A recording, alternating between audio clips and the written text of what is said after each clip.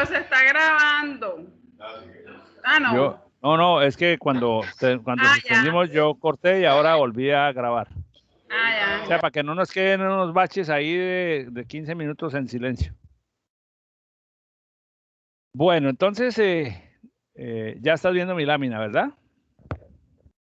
Sí, ya se ve, profe. Ok, entonces ese primer paso, vamos a contextualizarnos. Estamos aquí en este esquema, ya hablamos de la primera etapa, ahora vamos a hablar de la segunda, que es el diseño conceptual. Entonces, después de tener definidos los requerimientos y de haber caracterizado la situación, de haber estudiado las necesidades que tenemos de la base de datos, entonces podemos, digamos, la metodología que te estoy presentando, que es la metodología estandarizada, conduce a definir la estructura conceptual de la base de datos. Esta es una definición, como dice aquí, puramente conceptual, abstracta. No es exactamente la descripción que se va a montar en la herramienta, pero esa descripción que se va a montar en la herramienta se va a deducir o va a ser una consecuencia de este diagrama entidad-relación. La mayoría de las veces cuando uno trabaja con bases de datos personales o digamos de un impacto de uso para una o un conjunto pequeño de personas, no se detiene mucho en hacer este diagrama, porque este diagrama implica un trabajo adicional que muchas veces cuando uno tiene muy bien caracterizado el problema, paso anterior, pasa directamente al diseño de las tablas. Pero no lo puedo soslayar porque es una de las 4 etapas del proceso metodológico internacionalmente aceptado como el proceso de diseño de una base de datos. Entonces, el diagrama entidad-relación es un esquema gráfico que el analista construye para representar el modelo de datos a nivel conceptual. Entonces, una cosa como esta que aparece aquí, donde, permítanme, donde aparecen las distintas entidades que intervienen en el modelo. En el caso de una biblioteca, los usuarios de la biblioteca, los libros tienen más de un ejemplar, o sea, hay una tabla con usuarios, una tabla con libros, una tabla con ejemplares, una tabla con autores.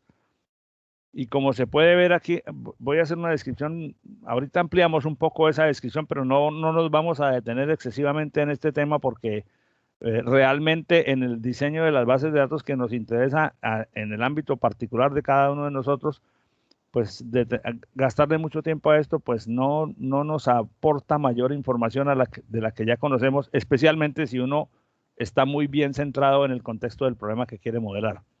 Pero cuando un equipo de ingeniería, un ingeniero va a atender el diseño de una base de datos de un proceso nuevo para él, pues lo tiene que caracterizar muy bien y entonces le gasta algo de tiempo a la estructura lógica, a definir con una simbología como la estamos viendo aquí, a describir la estructura lógica de toda la base de datos. Cada tabla que aquí se representan con estos rectángulos, que cada entidad tiene unos atributos que son pues las columnas de la tabla, en el caso del autor, el código y el nombre, en el caso de los usuarios, el código, el nombre, el teléfono, la dirección y cualquiera otros más que haya, depende del diseño que yo quiera tener de cada tabla. Y los relaciona con estos símbolos que identifican como los procesos que se hacen con los datos para satisfacer las necesidades del negocio, de la entidad, en este caso de la biblioteca. Un poquito más adelante le damos un vistazo con más detalle a esto, pero te repito, no vamos a hacer mucho énfasis en eso porque no nos vamos a gastar mucho tiempo haciendo diagramas entidad-relación cuando podemos pasar directamente al siguiente paso. Sin embargo, a manera de resumen, el diagrama entidad-relación incluye las entidades que son, digamos, los objetos principales de la base de datos, las tablas de la base de datos a la larga. Los atributos que tiene cada una de ellas en la terminología de bases de datos, los atributos son las columnas de la tabla, los nombres de campo, o sea, los nombres que identifican a cada uno de los datos que componen cada registro. Las relaciones, que son los procesos que hacen que una tabla esté relacionada con otra mediante algún valor de sus datos contenidos en ellas. y la correspondencia y la cardinalidad, que es un concepto que sí vamos a mirar con algo de detenimiento un poquito más adelante, para saber cuando una tabla se relaciona con otra, con qué cardinalidad. La cardinalidad es un número o una pareja de números que define, que sirve para definir estrictamente hablando los valores de una tabla, cómo se relacionan con la otra y en qué proporción. Por ejemplo, si yo tengo una tabla de estudiantes, una tabla con los estudiantes de la maestría o los estudiantes de la universidad, imagínate la población de la universidad toda en una tabla donde está el código, el nombre, la dirección, el teléfono, bla, bla, bla, etcétera, y hay un campo que dice el programa que estudia el estudiante, en qué carrera está matriculado. Ahí en esa tabla, como ya seguramente prevemos, no va el nombre completo del programa, sino un código. El código del programa, si es de ingeniería industrial, el 001, en eléctrica 002, mecánica 003, y así sucesivamente para cada carrera se asigna un código. Esos códigos necesariamente tendrán que estar en otra tabla, donde las columnas de esa otra tabla son código de programa y nombre del programa. Entonces, a cada estudiante se le anota el código del programa en el que él está matriculado. Entonces, esas dos tablas, la de los estudiantes, en este ejemplo, y la de los programas, van a estar relacionadas por ese código. Es decir, ese código significa algo para el usuario porque ese código identifica a un nombre del programa en otra tabla. Entonces, el campo que contiene el código del programa en el que está matriculado el estudiante es el campo que sirve para relacionar esa tabla de estudiantes con el campo que contiene el código del programa en la tabla donde están todos los programas. Esa relación tiene una cardinalidad, que es decir, ¿en qué proporción? La proporción es que cada estudiante tiene uno de esos códigos de programa que están en las otras tablas y solo uno, porque, bueno, si el estudiante tiene doble titulación aparecería dos veces, pero supongamos que cada estudiante puede estudiar un solo programa. Entonces, por cada estudiante, un código de programa que identifica a uno cualquiera de los códigos de programa de la otra tabla. Si la miro en el otro sentido, cuando yo miro los códigos de programa en la tabla de programas, cada código de programa aparece o puede aparecer en muchos registros de la tabla de estudiantes, porque puede haber más de un estudiante estudiando un programa. Entonces, esa cardinalidad es de n a 1, es decir, n estudiantes, pues cada registro, cada uno de los registros de la tabla de programas tiene su valor, el código puede aparecer en n o en muchos registros de la tabla de estudiantes. Entonces, así se miden las cardinalidades. Hay varias clases y ahora un poquito más adelante las vamos a esas sí las vamos a mirar cada una con detenimiento. Entonces, el fruto de diseño conceptual, de la etapa de diseño conceptual, es una descripción gráfica que le permite al analista entender de una manera muy abstracta, porque no especifica muchos detalles, cómo es que la información está distribuida en la base de datos y cómo se relaciona entre sí. Eso es muy útil para casos de diseño de base de datos muy grandes donde la creación de la base de datos está a cargo no de un individuo, sino de un conjunto de personas y donde cada persona del equipo se encarga de una sección de la base de datos y entonces necesitan tener un instrumento que les relacione su pedacito con el de los demás para no cometer errores o para orientar su trabajo.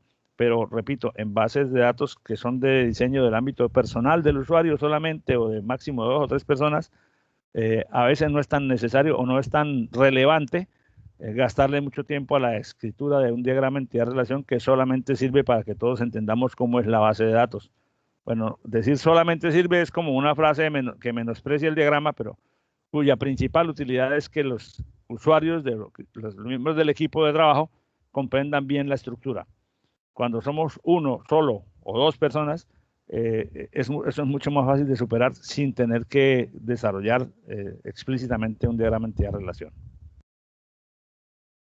Después de hacer el diagrama entidad-relación, y el día de hoy iremos hasta ese punto, entonces ya nos vamos a ver entonces en la necesidad de decir, bueno, esta base de datos que ya tenemos conceptualmente definida, ¿en qué la vamos a montar? ¿En dónde la vamos a montar? Entonces, escogemos un motor, un sistema de gestión de bases de datos. En algunos casos, se usa el que se tiene en la empresa, En otros casos uno puede tener la posibilidad de decir, bueno, vamos a usar Oracle o vamos a usar, qué sé yo, depende del contexto de un usuario personal como nosotros. Puede ser que escoja MySQL porque es un sistema de gestión de bases de datos libre, gratuito, que es bastante potente porque tiene, digamos, la funcionalidad completa de los sistemas grandes ligas, pero adaptada a un equipo pequeño. O usar Access de Microsoft, que viene pues casi que con la licencia de Office en general. Entonces, el tercer paso, que es el diseño lógico, ya digamos adecuar esa idea filosófica que ya identificamos a recursos específicos que se pueden montar en una herramienta, conduce a la elaboración de un diagrama como este o parecido a este. Aquí estoy usando una simbología muy técnica, pero más o menos es la que vamos a ver después en MySQL, en donde a cada tabla ya entonces se le definen los nombres de los campos con el nombre que se van a usar ya dentro de la base de datos, con el tipo de datos.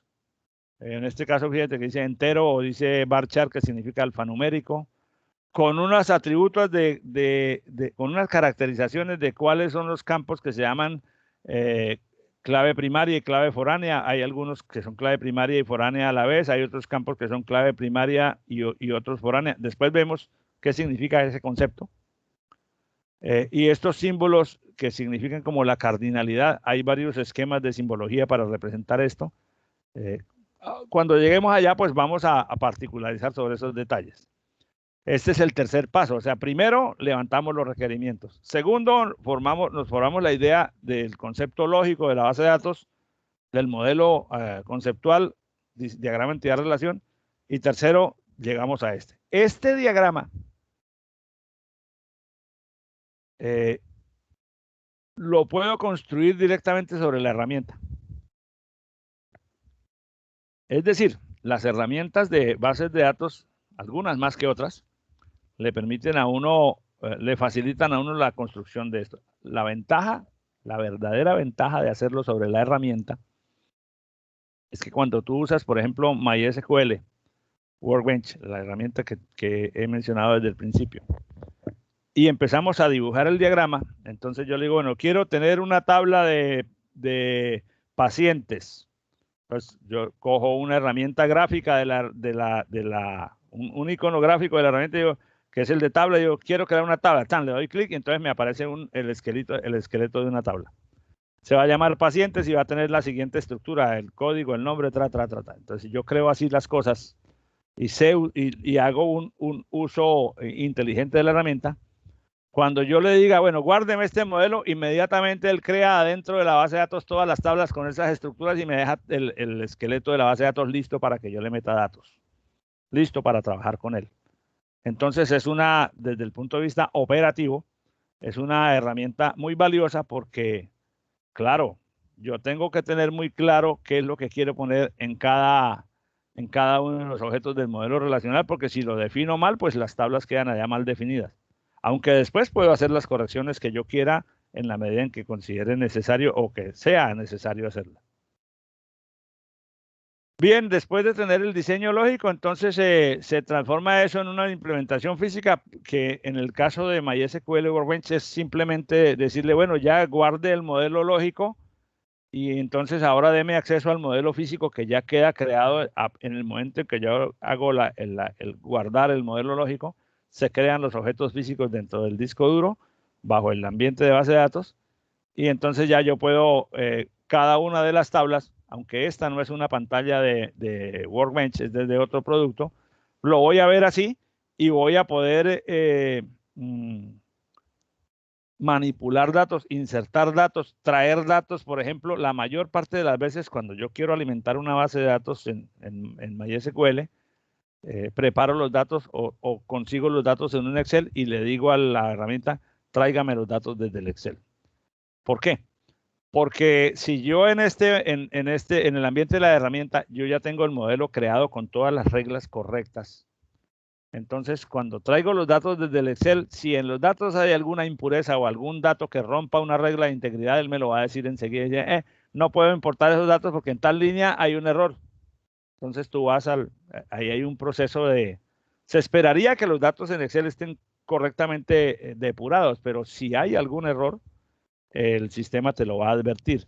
El proceso no se completa, hay la necesidad en ese proceso de creación de la base de datos, hay la necesidad de intervenir con algo de paciencia para depurar los datos, pero después de que ya tengas la seguridad de que los datos fueron importados correctamente y eliminaste las impurezas, a partir de ahí tu base de datos nunca va a tener una inconsistencia desde la perspectiva de las reglas de integridad que hayas definido previamente, porque esas reglas se aplican a rajatabla y el sistema no permite que tú, por ejemplo, dejes vacío un campo que no puede estar vacío.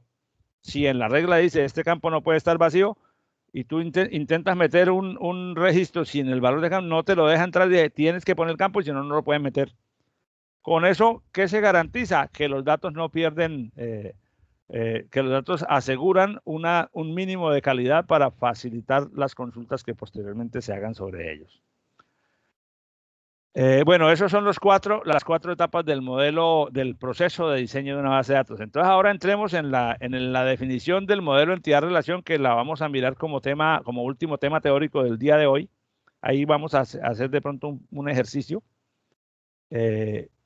Y creo que eso completaría lo previsto para la jornada de nuestra sesión de hoy. Permítanme cierro aquí estas cosas. Correo. Esta es.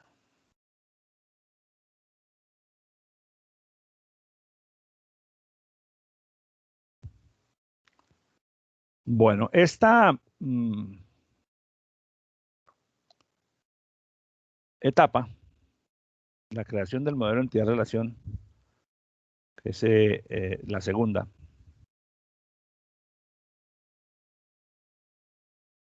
tiene el propósito de que nosotros primero conozcamos lo que es el modelo entidad-relación, precisemos los conceptos de entidad, relación, atributo, aunque ya les dijimos, vemos las ventajas que tiene, y en alguna medida, esta es una habilidad que seguramente ya tenemos, pero seamos capaces de abstraer las características del diseño de una base de datos a partir de los requerimientos de un problema. Términos que vamos a usar, aunque muchas veces cambiamos de palabra casi que involuntariamente, la entidad es un objeto, o sea, en términos de bases de datos, una entidad es un objeto existente, sea tangible o intangible, es decir, una entidad puede ser una persona o puede ser una factura o una calificación. La persona pues es un objeto visible, existente, físico, pero por ejemplo, una transacción, una consignación o un retiro es un hecho, es un objeto de datos, pero que no es material. Pero ambos tienen características particulares identificables a las que se les puede dar valor mediante datos. Entonces, a una persona se le caracteriza con datos como, bueno, depende del contexto, pero el número de identificación o un código, si se trata, por ejemplo, dentro de la base de datos de la Universidad Tecnológica de Bolívar, cada persona tiene un código T000 y unos números allí, pero además tienen un documento de identidad. ¿Por qué no se usa el documento de identidad como identificador de la persona?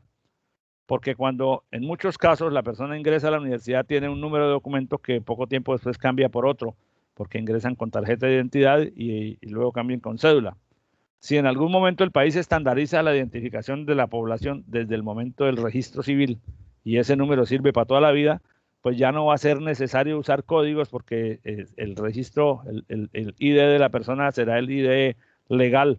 Pero como todavía no es así, entonces usamos un código para identificar que no es exactamente el documento de identidad.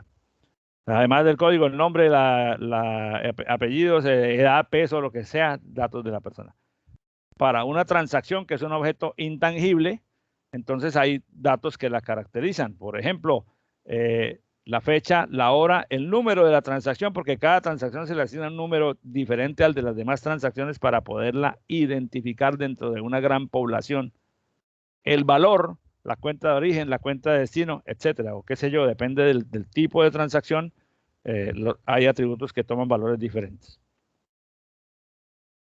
Las entidades Es decir, cada una de esas entidades suelen agruparse en conjuntos que a la larga terminan recibiendo el conjunto termina recibiendo el nombre de entidad, la entidad clientes, la entidad personas, la entidad transacciones, aunque el concepto estricto es que la entidad es cada una de las instancias de la tabla.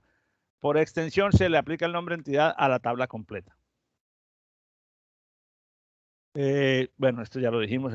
Entonces, en una biblioteca es posible encontrar la entidad de los libros, la entidad del autor, la editorial, la del usuario. Esta, pues, son ejemplos nada más. Realmente estas dependen del contexto particular del problema. Puede haber bibliotecas donde además de estas 4 haya muchas otras tablas en la base de datos. En una universidad, los alumnos, los programas, así sucesivamente. En el caso tuyo, tú manejas pacientes, manejas diagnósticos, manejas, hasta donde he podido entender, manejas también procedimientos. No sé qué otras entidades, qué otro tipo, qué otros conjuntos de datos serían de interés de tu base de datos personal.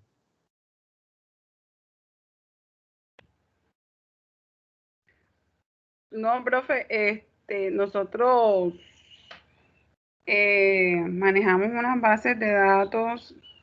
Por ejemplo, la más extensa es la de la cuenta de alto costo del paciente de VIH, que, bueno, es más extensa Pero cuando tú me dices más extensa, ¿es más extensa hacia abajo o con más columnas? Con más columnas, sí. Ajá. Porque, pero es también de diagnóstico, o sea, porque... ¿Qué columnas tiene? Así, digamos, en forma general, que me dijeras, ¿cuál es la columna principal? La columna principal, viene la columna donde está la identificación de la empresa, que es el código de habilitación ante la Secretaría de Salud. Ese es el código de la empresa. Viene el número de la identificación del usuario. Te pregunto, o sea, sí, que la primera columna es un código de empresa. Sí, el código de habilitación, sí. Entonces, cuando yo leo el dato, si yo abro esa tabla en Excel, por ejemplo, y me puso en una fila y yo ese número de empresa, si yo que no conozco la información, porque no, digamos, suponiendo que yo tuviera acceso a esa información ahora, yo miro el código de empresa y ahí leo un código que no sé cómo es, pero voy a decir un dato como, por ejemplo, que diera A0020. Yo no puedo saber qué empresa es esa si no consulto alguna otro listado. ¿Ese listado de empresas está en otra hoja o simplemente lo manejan de memoria? No, ya eso está como... ¿Hay alguna referencia? Sí. Ah, ok. Porque empieza, déjeme y le muestro aquí para ver. Aquí. Ya aquí abrí una, déjeme y comparto un momentico. ¿Sí la observa, profe? Ah, sí, perfecto. Pues déjame paso a mi pantalla compartida, a mi pantalla para mirar en la pantalla más grande. Ok, perfecto. Entonces, pero por ejemplo, aquí en la columna A dice tipo de registro. ¿Y ese tipo de registro qué es? El tipo de registro, no, ese tipo de registro es la parte de, o sea, es un registro que nosotros llevamos. Por ejemplo, el registro 1 es VIH, el registro 2 es diabetes. Entonces, esta ya no se queda esta es base de datos de diabetes. El consecutivo y el código de habilitación. Pero entonces, es el que tú me decías ahorita, el código de la entidad. Entonces, como cada departamento tiene su código.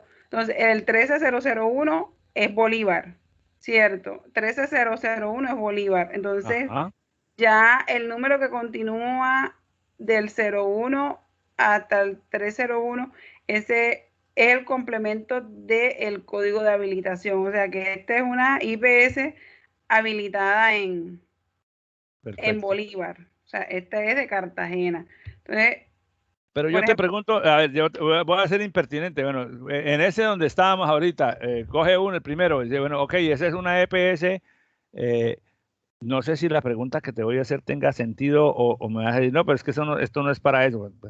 Ese primer código, 13-001-0169-301, ok, una IPS habilitada en Bolívar. Yo te pregunto, ¿cuál IPS es? ¿Tú tienes forma de saberlo en Ahí este aparece, momento? sí, aparece el nombre enseguida, Medicina Integral IPS, porque este es el ¿Dónde? código que asigna a Secretaría de Salud. Por ejemplo, pero tú porque te lo sabes, pero yo no lo veo aquí. ¿Cómo lo consulto?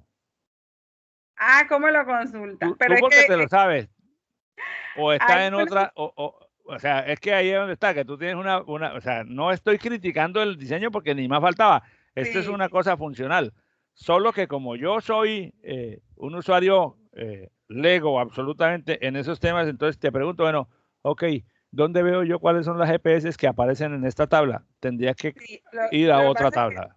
sí, hay un instructivo Ajá. que no está aquí, o sea, no, debiera de estar aquí anexado en una hojita, pero no está. Hay un instructivo que cuando uno descarga cuando uno va a hacer de pronto el diligenciamiento de esta tabla, está en el instructivo, esta Perfecto, parte. perfecto. Sí, o sea, yo lo entiendo perfectamente y es perfectamente funcional para ti. Ok, aclarado. Entonces, bueno, viene la identificación, número, todos los demás datos que hasta la columna 10 los tengo perfectamente claro. Bueno, la fecha de corte me imagino que es un punto de control. La edad, ok. El sexo, ok. El código de pertenencia étnica, ahí viene una pregunta parecida a la que te hice con las Sí, EPS. Ese 6, tú sabes qué significa, pero supongo que hay en alguna parte hay una tabla donde dice el 1 es tal, el 2 es tal, el 3 o el sí, 6, 7, 8, ¿cierto? Esa sí, es en otra el tabla. instructivo, Ok, sí. ok. Código de ocupación, Ahí nivel sí no, educativo. código de ocupación es que lo que la persona hace. Sí, lo que la persona hace, si es empleado, si es independiente, si es desempleado. Ok, ok. Entonces, el código educativo. Entonces, ya aquí, Ya, ya sí viene la cosas de parte naturaleza médica. de sí, si está embarazada, si tiene sífilis, si tiene hipertensión. Ok. Entonces, ya acá esto es puro diagnóstico. Bueno, entonces Diagnóstico. todo eso que tú tienes ahí es una gran base de datos que mezcla cosas de diversas naturalezas, ¿cierto? Sí, En Excel eso se puede manejar bien. Eh, pero cuando se trata de manejar bases de datos en una herramienta como la que estamos, pues, digamos, en bases de datos relacionales, a ese diseño se le debe hacer, para poder montar eso en una herramienta, no se montaría exactamente así. Se montaría subdividiendo cada conjunto de datos por aparte, con el fin de poder establecer las reglas de integridad, porque, por ejemplo, allí, en esa el primer código, el de la EPS, ¿qué pasa si una persona digita el código de una EPS equivocado? El sistema te lo permite recibir, o sea, el Excel no se queja porque el código esté equivocado, ¿cierto? no. Y ya. Entonces, después cuando vas a resumir los datos o cuando vas a consultar los datos, entonces ahí es donde empiezan algunos problemas porque hay un descuadre, porque algo no cuadra, porque el total de la EPS 13001 dio tanto y resulta que algo está pasando porque algo falta o algo sobra. Lo mismo pasa con ese código de ocupación que veíamos ahí. Tú puedes Ujú, poner ahí cualquier cosa. Si en el Excel eso no está relacionado con que solamente permita determinados valores, en Excel también se puede hacer así. O sea, yo le pongo una regla de validación al campo, a la columna entera, y entonces la persona que va a escribir ahí, solamente el Excel le permite que solamente escriba los determinados valores o que lo escoja de una lista. Pero así como está, eh, tiene uno que ser muy cuidadoso para manejar los datos con mucho cuidado para no meter datos equivocados con el fin de que no tenga después problemas cuando va a consultar información. En el ambiente de bases de datos relacional, con una herramienta de bases de datos relacionales, uno no administraría ese conjunto de datos así todo en una sola tabla, lo separaría en tablas, cada una con su naturaleza diferente y relaciona las tablas para que el sistema le controle la integridad. Eso lo vamos a mirar cuando estemos haciendo, y pues vamos a tener que aprender un pequeño proceso que es el proceso de normalización. Es parte de lo que vamos a hacer aquí. ¿Ok? ujú. Bueno, muchas gracias por mostrarme el ejemplo. Voy a cambiar ahora a mi pantalla.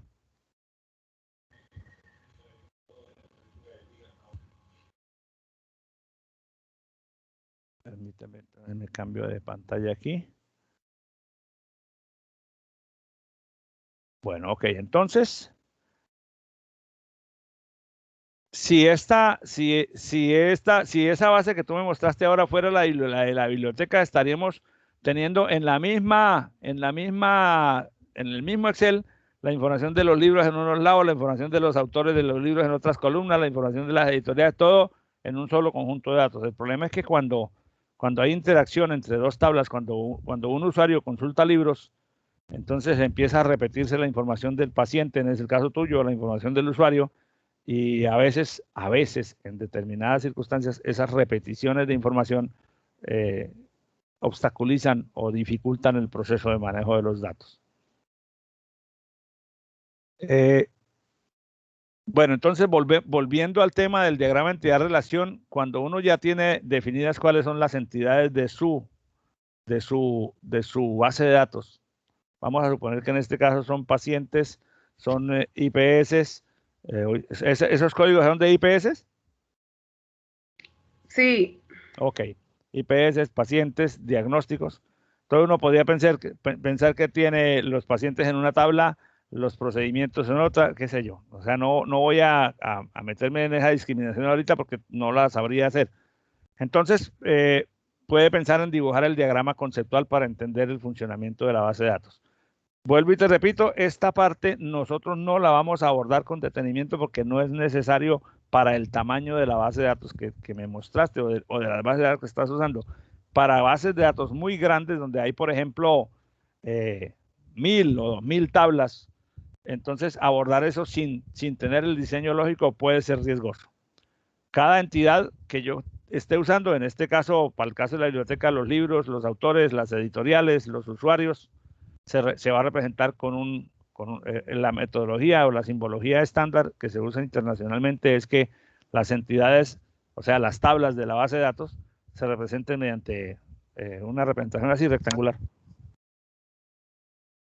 Además, uno identifica cuál es, digamos, a nivel abstracto, a nivel de concepto, cuál es la relación que existe entre los usuarios y los libros, porque los usuarios utilizan los libros, es decir, que esta palabra identifica una acción, una tarea o un proceso en el cual intervienen los datos de los registros que están en esta tabla y los datos de los registros que están en esta tabla en alguna forma. No nos interesa en este momento porque esto es una descripción muy abstracta, muy conceptual. No nos interesa exactamente cuál es el detalle de los pasos que tiene que hacer un usuario para utilizar un libro. Simplemente a este nivel decimos, los usuarios utilizan los libros, las editoriales publican libros, los autores escriben libros. Digamos, esta pues es una representación muy simplificada de un caso real. En un caso real hay muchos más procesos y tal vez haya más entidades, pero lo que quiero es usarla como ejemplo para mostrar cómo se va construyendo ese diagrama de entidad-relaciones. Después de que yo tengo claro esto, cuáles son las tablas que intervienen o las entidades que intervienen y qué tareas o qué procesos los relacionan, pues ya tengo casi el esqueleto completo del diagrama. Ahora bien, aquí no he dibujado algo que suele dibujarse, que es, por ejemplo, en la tabla de usuarios, qué columnas hay. Entonces se le agregan a esto la información de las columnas mediante unos símbolos circulares, como vemos ahorita más adelante. En una base de datos puede haber entidades fuertes y entidades débiles. La entidad fuerte es cualquiera de las entidades principales de la base de datos. La entidad débil es aquella que no puede existir sino como parte de una relación con una entidad fuerte. Esto pues es un concepto como así.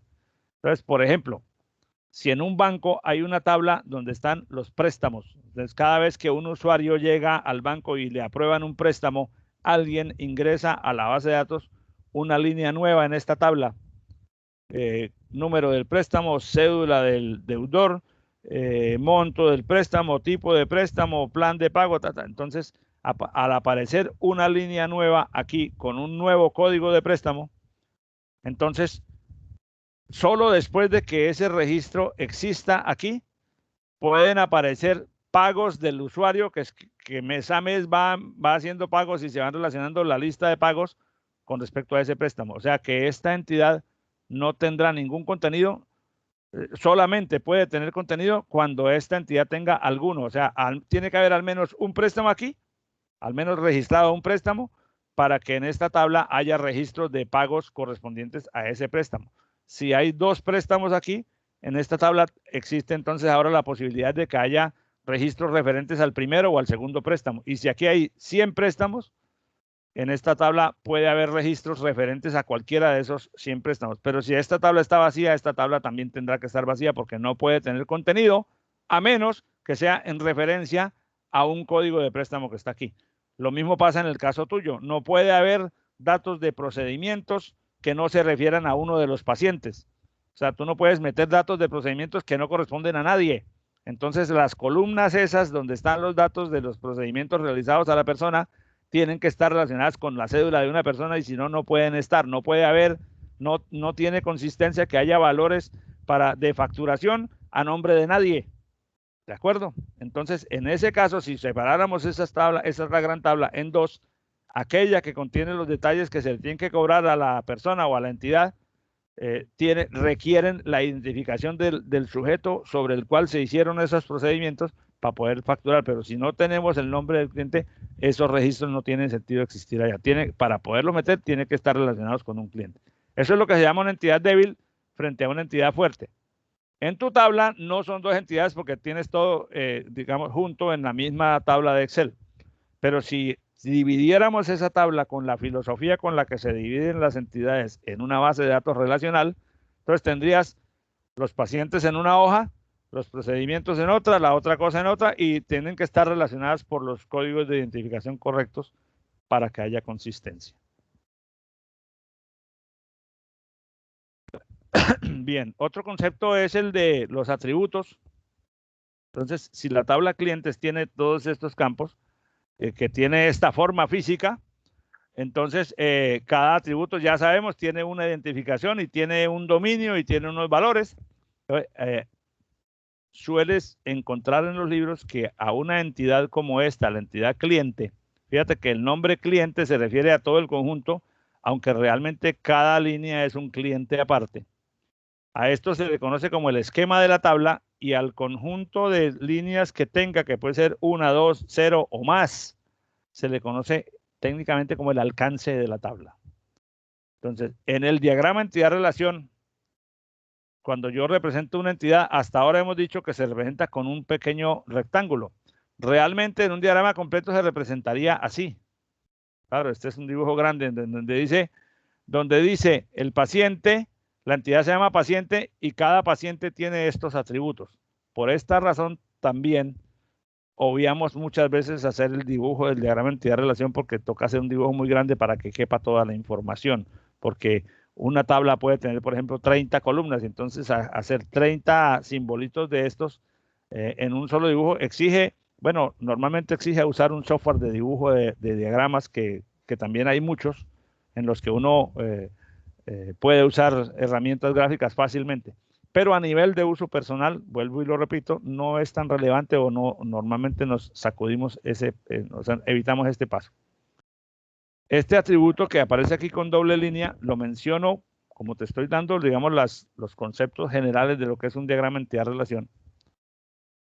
Puede existir atributos como este que se señalan con doble línea que se conocen como atributos multivalorados, porque el mismo paciente puede tener varios valores del atributo teléfono, el teléfono celular, el fijo, el de la oficina. Otras personas no ponen un solo campo de teléfono multivalorado, sino que ponen 3 campos distintos, teléfono fijo, teléfono celular, teléfono oficina, y solamente llenan el o los que tengan valor y los demás quedan vacíos. Son 2 maneras distintas de trabajar y cualquiera de las 2 es válida. Cuando ya yo tengo estoy dibujando el diagrama y tengo las entidades, entonces aparece cómo relaciono yo una entidad con otra. Entonces la relación es una especie de abstracción que integra o que conecta 2 entidades en algún contexto específico. Por ejemplo, el alumno está inscrito, los datos de alumno están vinculados con los datos de la base de la tabla curso mediante las inscripciones o mediante las matrículas. Un alumno se inscribe o se matricula en cursos. Entonces, cada registro de alumno cada registro de alumno contiene los datos de una persona y con el código de ese alumno es posible que haya varios registros de cursos matriculados. Por ejemplo, en el caso tuyo en la maestría debes tener matriculados más de una materia este semestre o vas haciendo una tras otra varias materias. Entonces, en la base de datos queda guardado en alguna parte que para el periodo que estamos cursando, que para el caso de la maestría es 2021-50, el código tuyo, que es T000 algo, tiene tal materia que es la materia de scripting y programación.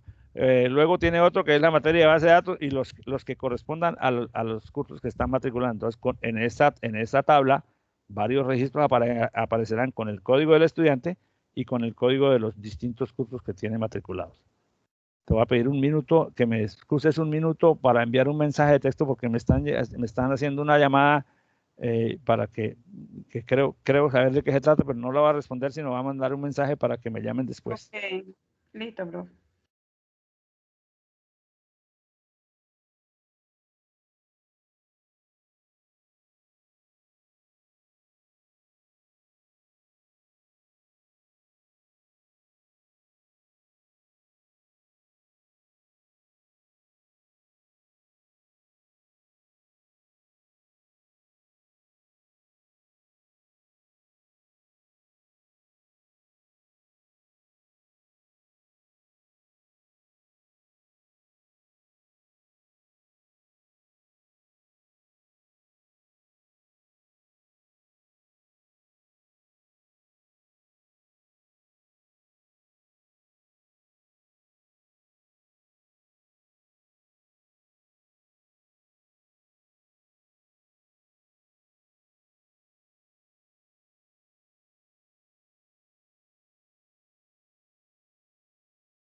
Bueno, listo, ya envié el mensaje.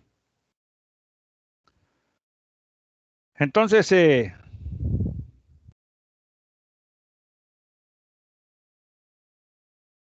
Listo, profe. ok, perfecto. Entonces,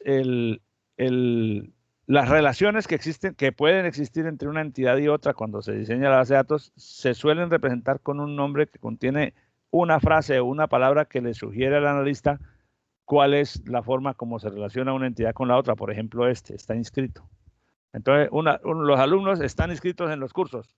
Eso es solamente una descripción abstracta que no te dice más nada más allá de una idea, pero esto lo asocia uno a partir de, o sea, el analista lo puede discriminar a partir de las reglas de negocio que levantó en la primera etapa, que es la etapa de análisis. Ahora, cada relación tiene una cardinalidad, que es el número de veces que cada registro de una entidad se relaciona con la otra. Y puede ser de varias clases. Por ejemplo, hay cardinalidad de 1 a 1, cuando por cada registro de la primera tabla solo puede haber un registro y solo un registro en la segunda. Por ejemplo, si yo tengo en la base de datos, bueno, esta es una restricción que podría cambiar, pero si es como ejemplo, aplica. Si yo tengo en la base de datos una tabla con los empleados y otra tabla con la distribución de oficinas, a cada empleado le corresponde una y solo una oficina.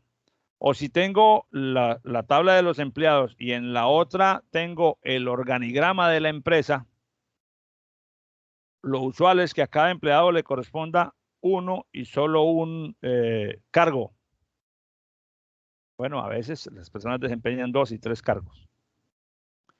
Pero esto tendría sentido si cada cargo está ocupado solamente por una persona. Es decir, en aquellas situaciones en las que un mismo cargo es desempeñado por distintas personas dentro de la empresa, porque, por ejemplo, en otro profesor de planta hay 200, entonces ya no sería de 1 a 1, sino de 1 a n, porque cada profesor, cada empleado se aparece, por cada empleado le corresponde de n a 1, sería porque a cada cargo le puede corresponder a n profesores, pero a cada profesor le corresponde un solo cargo. Entonces, de 1 a 1 es cuando por cada registro de la primera tabla, ese registro se vincula solamente con uno de la segunda tabla. Y recuerden que el vínculo es normalmente es mediante el código de un campo que es común en ambas tablas. Entonces, lo mismo, un profesor en la universidad normalmente está vinculado a un departamento. Bueno, no, este ejemplo no estaría tan bien porque por un profesor está en el sentido de aquí hacia allá, sí es de 1 a 1, porque por cada profesor le corresponde un solo departamento. Pero si yo la miro en el sentido de aquí hasta allá, en cada departamento puede haber no uno, sino N profesores. Entonces depende de cómo yo considere la relación. Pero más adelante, en nuestro ejemplo, tendremos que pelear un poco con eso. Ahora, esa cardinalidad tampoco, pues es un concepto que existe, pero yo tampoco tengo que gastar demasiado materia gris para formularlas, porque cuando estemos construyendo el modelo relacional sobre la herramienta, apenas yo dé la estructura de las tablas y defina dentro de ellas que esta tabla se relaciona con aquella tabla, en la inmensa mayoría de los casos, casi en todos, la herramienta como tal deduce cuál es la cardinalidad y te la señala directamente.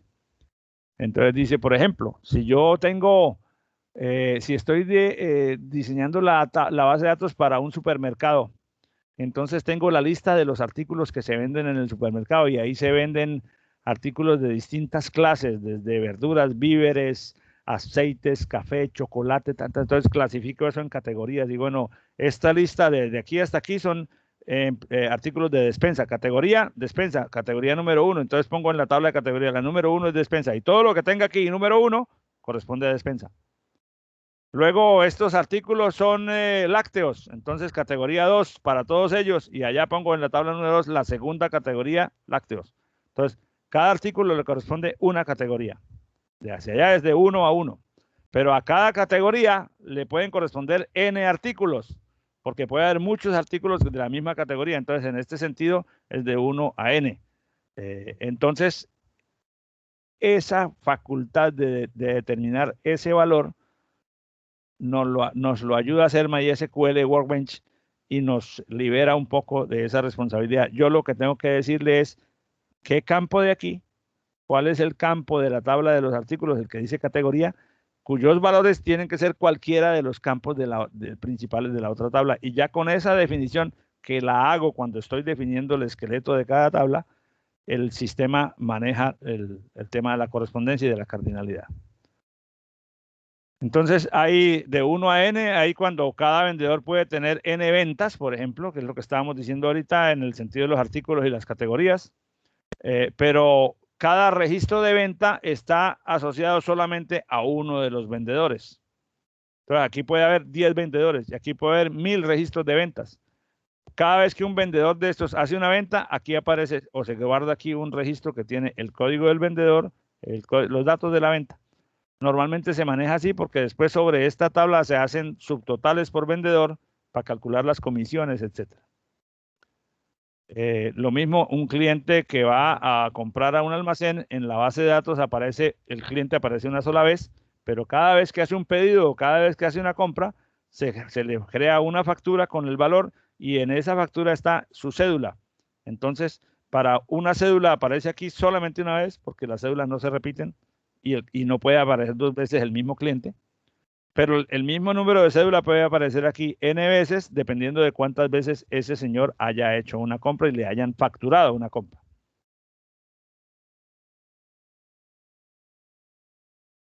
La cardinalidad de varios a uno, pues ya la mencionamos en los ejemplos anteriores. Por ejemplo, si yo tengo en una tabla tus pacientes y en otra los grupos sanguíneos válidos, a cada persona le aparece un valor específico del grupo sanguíneo porque uno no tiene sino un solo, cada individuo tiene un solo grupo sanguíneo, es AB, solamente uno.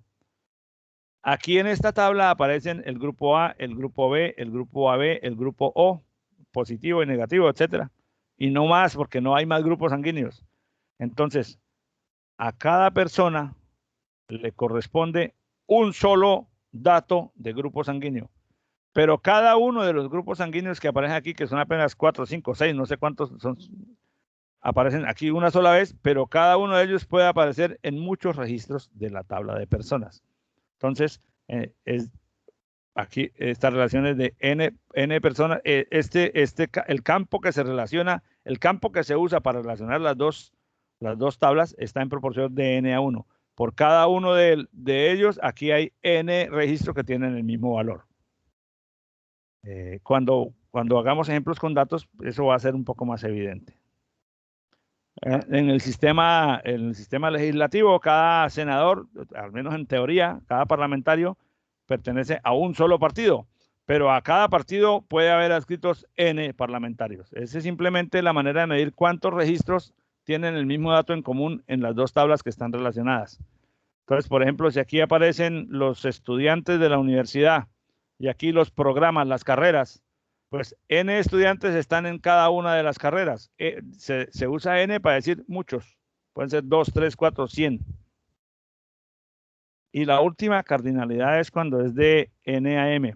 Por ejemplo, si yo tuviera una base de datos, digamos, de la alcaldía, donde están los ciudadanos de la alcaldía, aquí están las asociaciones, como imagínate, por ejemplo, que aquí hay un registro para codificar, para darle código al Club Rotario, a la Cruz Roja, a las Damas Grises, a la Defensa Civil, a las distintas juntas de acción comunal.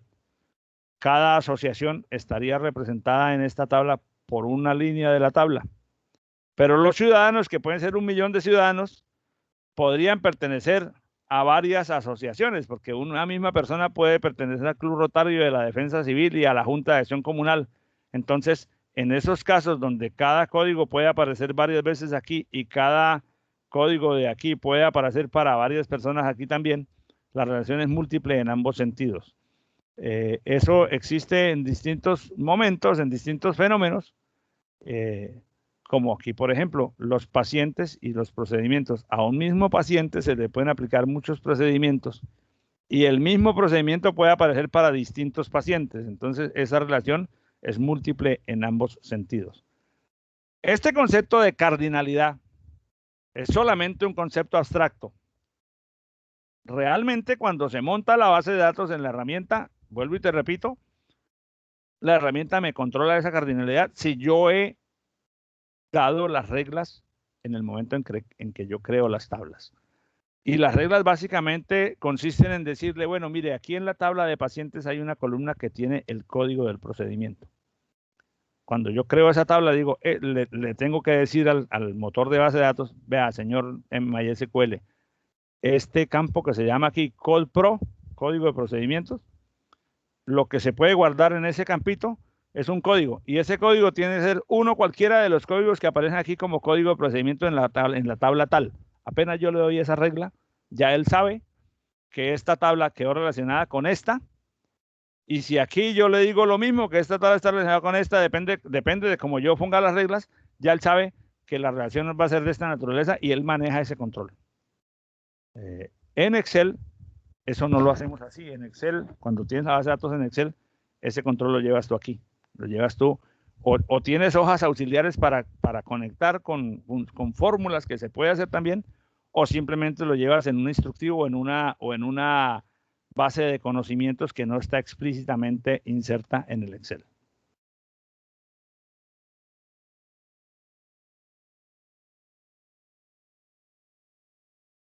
Bueno.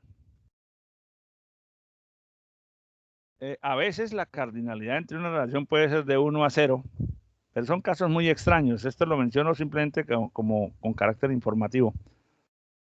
Por ejemplo, la base de datos de la policía podría tener registradas, de hecho esta base de datos sí existe realmente así, tener registradas exactamente todas las armas de dotación con que la policía tiene activas, porque ese es un ítem, un activo de un control muy riguroso. Entonces, a cada arma le corresponde un policía, pero le corresponde un policía mientras el policía está de servicio. Apenas está de descanso, él deja su arma ya guardada. O debería, pues creo que es algo así. Entonces puede haber en determinado instante, al revisar la base de datos, que un arma no tenga asociado a ningún policía, pero pues esa es una situación circunstancial momentánea.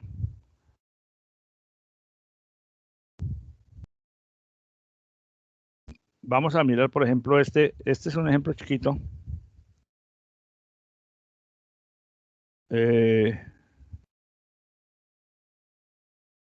Dice, un instituto de formación continua. Pensemos en una institución de formación continua que ofrece cursos de certificación a las personas que los quieran tomar.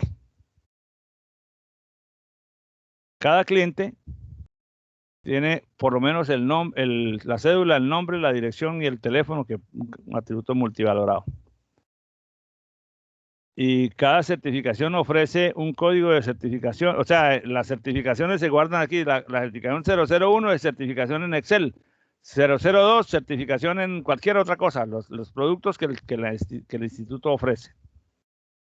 Mediante esta relación entre el cliente y la certificación se puede obtener una relación de N a M, porque un cliente puede estar inscrito en varias certificaciones o puede estar cursando varios programas de certificación. E igualmente, cada uno de esos programas, y de hecho es lo que se esperaría de un buen negocio, tenga muchos alumnos matriculados en ella. Entonces, los registros de clientes van a estar vinculados es posible que un registro de un cliente esté vinculado con más de un registro de certificación. Y por esa misma vía es posible que un registro de certificación esté vinculado con más de uno o tenga inscritos o tenga matriculados más de un cliente. Entonces es una relación múltiple en ambos sentidos. Esta parte me la voy a saltar porque esta parte no tiene relevancia para nosotros. Entonces tenemos que cuando uno conceptualiza la base de datos completa, tiene que definir cuáles son las entidades que la componen, o sea, las tablas. Ojalá de una vez definir cuáles son los atributos de cada tabla, es decir, cuáles son las columnas que van a componer cada una de las tablas. Hay que mirar si esas tablas tienen o no redundancia y tienen o no equivocaciones, lo que vamos a ver ahorita. Pero hay que definir cuáles son las columnas que componen cada tabla y para cada una de ellas el dominio, y hay que definir cuáles son los campos clave. Ahora vamos a hablar del concepto de campo clave, porque hasta ahora no hemos mencionado ese término, pero en bases de datos relacionales, cada entidad, cada tabla tiene que tener como mínimo un campo clave. Un campo clave es un campo, ya te voy a dar la definición, aunque después va a aparecer formalmente en otra lámina más adelante. Es un campo cuyo valor no se repita a lo largo de la tabla. Cuando uno tiene varias entidades mezcladas en la misma tabla, pues los valores sí se les repiten. ¿De acuerdo? Pero, por ejemplo, si tú separaras la tabla que tienes, la que me mostraste, si se pudiera hacer una distribución distinta y decir, bueno, yo voy a tener solo aquí los pacientes, por decir algo, supongamos bien el caso de un consultorio médico. Entonces, cada vez que llega un paciente, le abren una historia clínica. Nombre, edad, todos los datos, y él quedó. Entonces, la tabla de pacientes, la entidad de pacientes, tiene solo los datos, los atributos del paciente, la cédula, el nombre, el apellido, el teléfono, la edad, fecha de nacimiento, Otra tabla aparte tiene las historias clínicas, la información de las historias clínicas, entonces, el récord de las citas que el paciente ha tenido con ese médico. Entonces, llegó el paciente por primera vez y entonces lo crean, lo introducen en la base de datos de pacientes. El médico lo atiende y a medida que lo va atendiendo va registrando la información de la consulta, pero esa no queda pegada en la misma tabla donde está la información del paciente, sino que debería quedar en una tabla que voy a llamarla aquí historias, en donde cuando el médico graba, ¿qué se graba en historias? El código del paciente, la fecha. Ya no se graban los demás datos del paciente porque ellos están en la tabla de pacientes, solamente el código, que es el que sirve para vincular las dos tablas, código y fecha, y los otros datos que sean relevantes de la consulta, las preexistencias, el diagnóstico del médico, lo que el médico escribe, que eso hay que diseñarlo de acuerdo a las necesidades específicas del médico. Pero fíjate que entonces, si se acepta esa distribución de dos tablas, entonces, en la primera, cuando uno mira la primera tabla, cada persona aparece una sola vez. Cuando uno mira la segunda tabla, Ahí puede haber varios registros con el mismo código de paciente, porque el paciente puede haber hecho varias consultas. Cada vez que hace una consulta aparece una línea nueva en esa tabla. Pero cada una línea de esas es diferente de las anteriores en los demás campos. Entonces, mientras en la tabla de pacientes el campo clave es la cédula, porque solamente aparece una vez por cada persona, en la tabla de las historias estas que estoy inventándome aquí, el campo clave sería la combinación entre código de paciente y fecha. Entonces, esos dos datos, porque esos dos datos no se repiten, o sea, cada paciente hizo una consulta, cada consulta del paciente es en una fecha distinta. Bueno, cabría la posibilidad de que el paciente se viera con el médico 2 veces el mismo día. Habría que mirar si ese caso se da mucho para definir un diseño distinto para la tabla de citas. Pero esa es la idea de la definición, digamos, conceptual de la base de datos relacional. Separar entidades de naturalezas diferentes o información de naturalezas diferentes en soportes diferentes para poderlo relacionar mediante la herramienta. Entonces, después de tener claro al menos la idea de cuáles entidades existen y qué atributos componen cada una de ellas, porque todavía no estamos haciendo implementación, recuerda que estamos todavía a nivel conceptual, y de cómo se relacionan las entidades entre sí y cómo es las cardinalidades, entonces ya puede uno decir que tiene definido y dibujado su diagrama entidad-relación. Nosotros no vamos a gastarle tiempo a dibujar diagramas de entidad-relación por las razones ya expuestas. Pero podemos entonces pasar a la siguiente etapa. Antes de pasar a la siguiente etapa, entonces, no perdamos de vista que hay datos en las entidades que pueden tener, como ya hicimos el ejercicio, restricciones de valor, para que el campo solamente pueda tomar una lista de valores específica, restricciones de tamaño en cuanto al número de caracteres o el número de espacios que se ocupan, y normalmente, dependiendo pues del tamaño de la base de datos que se está diseñando, esto debería documentarse por separado para que las personas que van a hacer la implementación sepan cómo hacerla. En ejercicios de naturaleza más pequeña, como los que nos ocupan a nosotros, pues normalmente esas restricciones, pues, tú me lo acabas de decir hace un rato, tienes un instructivo donde está todo eso claramente definido, y la mayoría de las veces esas restricciones ya el usuario las interioriza de una manera tal que no tiene que consultar en ninguna parte, ya sabe cuáles son y simplemente las aplica. Pero esta descripción que te estoy haciendo obedece pues al proceso estándar de diseño de la base de datos, digamos al proceso, a las buenas prácticas recomendadas por la literatura.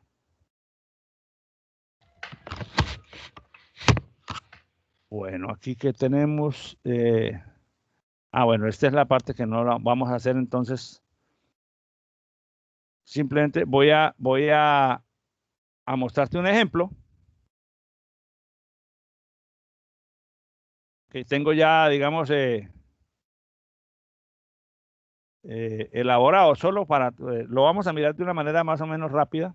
Esta presentación, estas láminas no están subidas todavía en Sabio, me parece, pero porque este ejemplo lo incorporé hoy en la mañana, pero igual lo podemos subir. Déjame, revisamos la página de Sabio. El ejemplo no está puesto todavía. Están las láminas que estamos usando hasta aquí. Vamos aquí. Por aquí meto ahora después el ejemplo que te voy a mostrar a continuación. La idea es que nos pidieron diseñar una base de datos que permita posteriormente desarrollar una aplicación de software que soporte los siguientes procesos. Esto es es una pequeña biblioteca que presta servicios a una comunidad local. Los usuarios de la biblioteca son los vecinos de los barrios aledaños. Cuando una persona desea utilizar los servicios de la biblioteca por primera vez, debe ir a inscribirse, le otorgan un carnet de usuario que le permite acceder a los servicios. La biblioteca tiene materiales de varias clases, libros, revistas y colección audiovisual. Se ofrecen servicios de consulta en la sala de la biblioteca y préstamo a domicilio de los usuarios, pero solo se prestan ciertos materiales a domicilio, no cualquier cosa. Todo esto que te estoy mostrando aquí no es otra cosa que el análisis de los requerimientos, la primera etapa que se supone que el analista, diseñador de la base de datos, hace con la persona que le pide hacer la base de datos. Entonces ya sabemos que son tres colecciones de consulta general, de reserva, y que la colección audiovisual está solo para consulta en sala. Los servicios que se prestan ya los dijimos. Cualquier usuario puede prestar libros a domicilio siempre y cuando no tenga préstamos vencidos.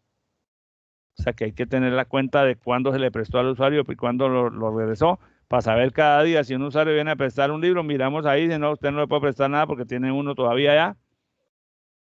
Y si el usuario no devuelve el libro en el plazo acordado, se cobra una multa de 2.000 pesos diarios. Estos son requerimientos, simplemente.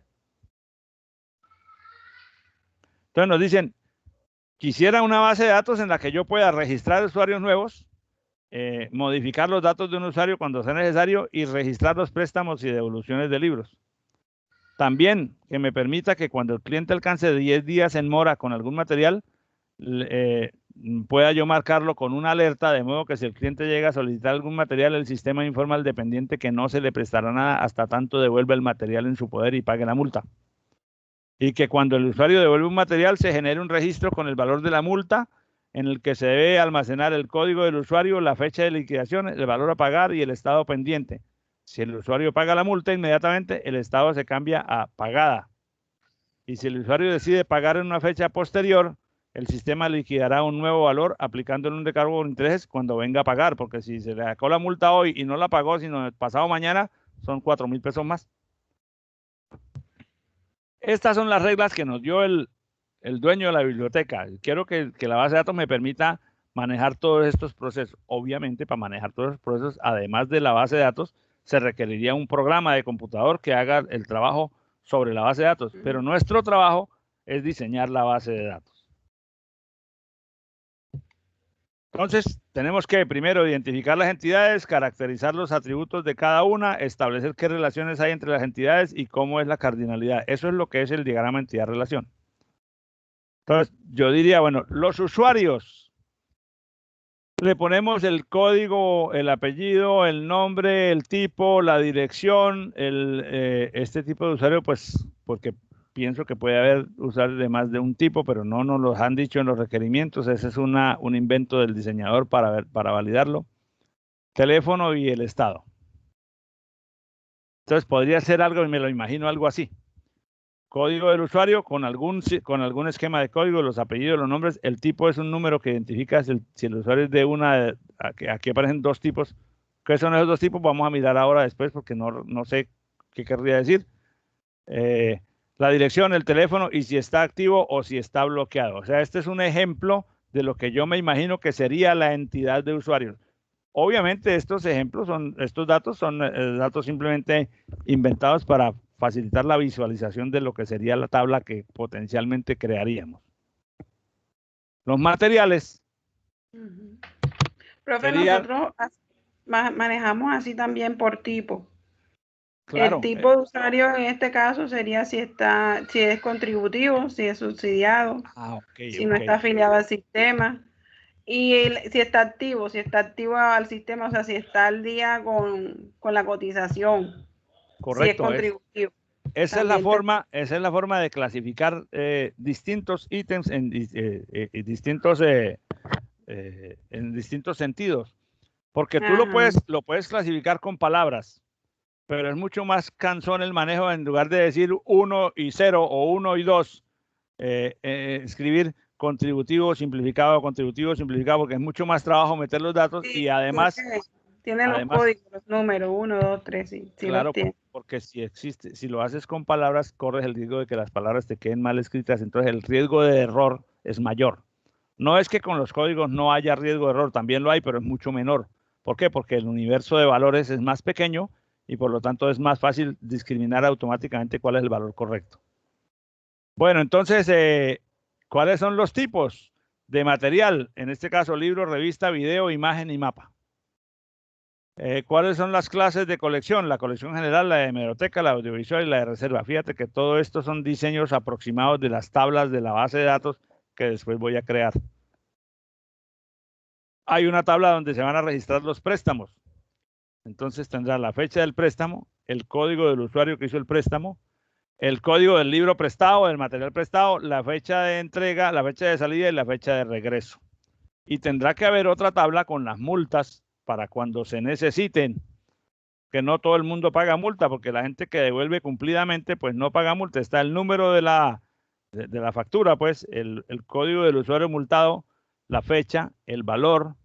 Si no se pagó, si no lo paga inmediatamente, cuando se liquida, entonces cuando él vaya a pagar, se le liquidan unos intereses y se calcula el valor total y el estado, que significa pendiente o pagada.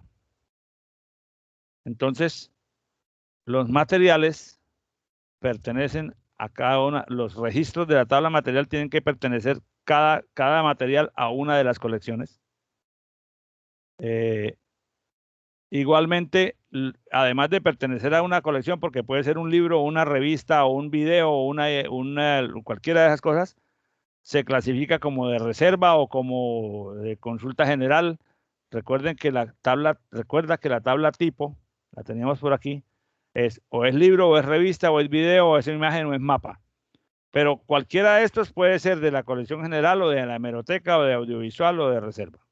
Entonces, por esa razón el diagrama nos decía, bueno, el material, cada uno de los registros de la tabla material pertenece a una colección. Cada uno de los registros de la tabla material se clasifica en un tipo. Entonces, muchos registros de aquí pertenecen a una misma colección, o sea, a cada registro le corresponde una colección, pero a cada colección le pueden corresponder muchos materiales. Por eso aquí es la relación en este de N a 1 o de 1 a N vista hacia acá. Igual pasa con los tipos. Cada material se clasifica en un solo tipo, porque un mismo material no puede ser libro, revista y audiovisual a la vez. Se clasifica en uno, cualquiera de los tres, pero no en los tres. Pero a cada tipo le pueden corresponder distintos materiales. O sea, el código de un tipo puede aparecer como tipo de muchos registros en la tabla material. Los usuarios solicitan préstamos. Un usuario puede hacer muchos préstamos. Cada préstamo que se haga está asociado a un solo usuario. Y en los préstamos se utilizan los materiales.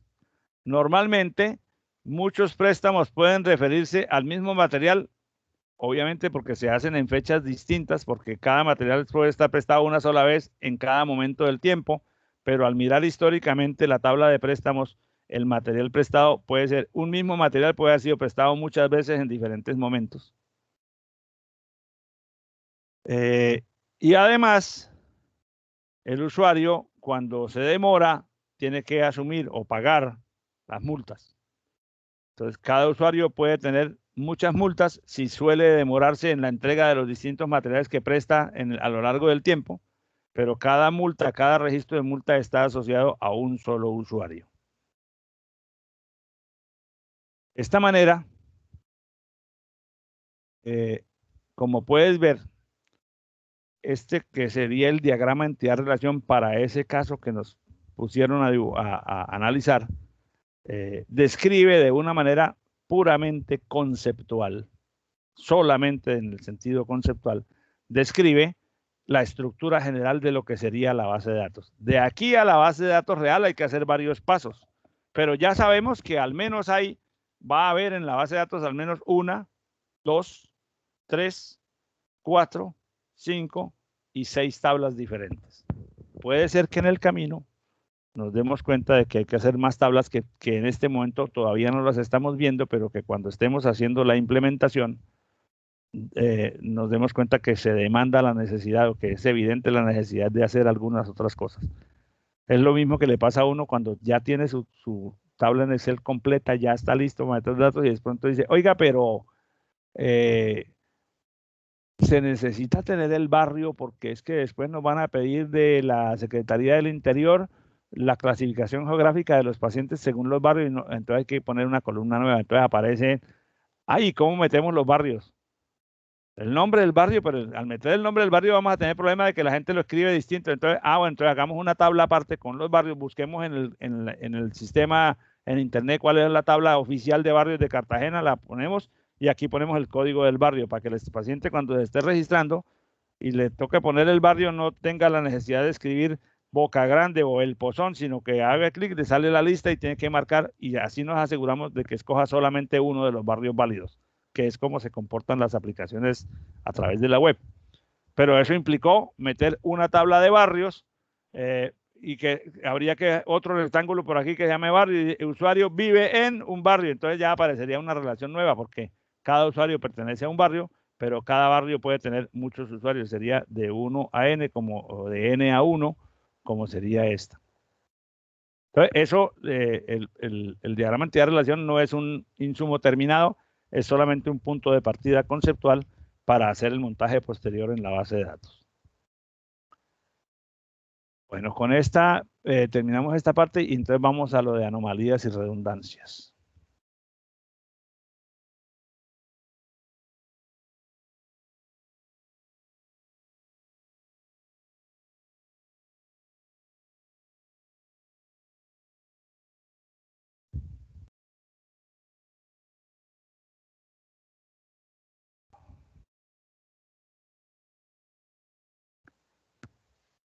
Cuando vamos a iniciar o vamos a profundizar el proceso de optimización de un conjunto de datos que ya se tenga, o cuando vamos a crear una base de datos a partir de una información, de unos requerimientos, entonces tenemos que considerar la posibilidad de que los datos tengan anomalías. En el sentido del estricto técnico de las bases de datos, hay 3 clases de anomalías que las queremos ver ahora. Y que se producen usualmente en estas acciones, cuando se meten datos nuevos en la base de datos, cuando se eliminan datos o cuando se cambian datos de la base de datos. En una base de datos como la tuya, si tú quieres hacer ciertas acciones de modificación, hay que ser muy cuidadosos para hacerlas porque si no se hacen completas, la base de datos pierde consistencia. Por ejemplo, si es necesario cambiar el código de algo, tienes que cambiar el código en todas las veces donde aparece, porque si se queda uno con el código viejo, ese nos va a dar algún problema. Entonces, es el aspecto que queremos ver ahora. Puse esta imagen porque esa imagen representa una de las anomalías que a mí me parece más atractivas en la biología del ser humano, que es la heterocromía, ¿no? Personas que tienen la anomalía de tener cada ojo con un color diferente en los 2 ojos. Es muy extraño, pero hay casos. Entonces, el término de anomalía, como definición conceptual, se refiere a un defecto de forma o un defecto de funcionamiento. Pero, o algo que se aparta de la regla o del estándar, o de un uso. En bases de datos, una anomalía es un problema que surge cuando el diseño de la base de datos no está normalizado, es decir, no obedece a unas reglas claras que se llaman las reglas de normalización. Y cuando eso sucede y yo necesito agregar datos o eliminar datos o modificar datos, aparecen riesgos de que la información pierda consistencia. Entonces, aparecen 3 clases de anomalías que quiero tratar en lo que nos queda de la clase del día de hoy. Esas serían, bueno, hay otro concepto que es necesario hablar junto con este, pues lo voy a conceptualizar a continuación para pasar a mirar cuáles son las posibilidades de error. El otro concepto es la redundancia.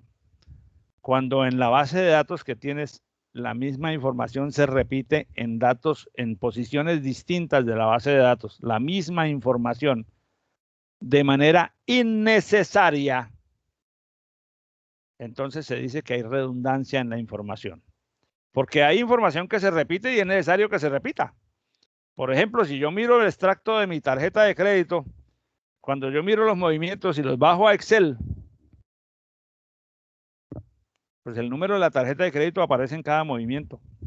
Claro, aparecen las fechas que sí son distintas. Bueno, puede haber la misma fecha en varios movimientos y yo hice varias compras en la misma fecha. Pero no me puede aparecer la misma compra 2 veces. Es decir, si yo miro fecha, almacén, número de la factura, valor, si hay 2 líneas en el extracto que tienen esos campos, igual y el extracto está mal porque me está relacionando la misma factura 2 veces. Es distinto si yo hago 2 compras, si voy a Falabella y hago 2 compras compro unos zapatos y lo pago y luego hago otra compra, pues van a aparecer dos transacciones que tienen el mismo día, el mismo almacén, pero no el mismo número de factura, porque cada compra la facturé por separado. Entonces, a eso es a lo que se refiere la redundancia, cuando hay repetición, cuando los mismos datos se guardan en distintos lugares, en distintos registros o en distintas tablas, de manera innecesaria. Entonces, eso es redundancia y eso impacta la calidad del trabajo con la base de datos porque, por ejemplo, imagínate que tú tuvieras la información de los pacientes, el nombre, la edad, de todo, el teléfono, la dirección. Cada vez que le guardas algo a un paciente, le guardas todos esos datos. Entonces, después un día dice el paciente, no, ¿sabe qué? Es que mi teléfono ya no es ese, sino este. Entonces, estás obligada a buscar a ese paciente todas las veces que aparece, donde esté su teléfono y cambiar ese teléfono en todas partes donde está. Si no lo haces, no pasa nada, pero corres el riesgo que después cuando vayas a buscar el teléfono del paciente busques el que no es, porque tienes valores distintos de la misma persona. Entonces, las anomalías y las redundancias son dos riesgos que hay que combatir. Vamos a ver entonces el concepto de lo que son los tres tipos de anomalía. La anomalía de inserción es cuando el diseño de la tabla está hecho de tal manera que si quiero insertar algunos datos, no lo puedo hacer porque al insertar esos datos no tengo los datos completos de todo el registro que se necesitan para que el registro esté completo. Es decir, la anomalía de inserción es cuando se te hace imposible adicionar alguna información en la tabla porque hay datos principales que todavía no tienes.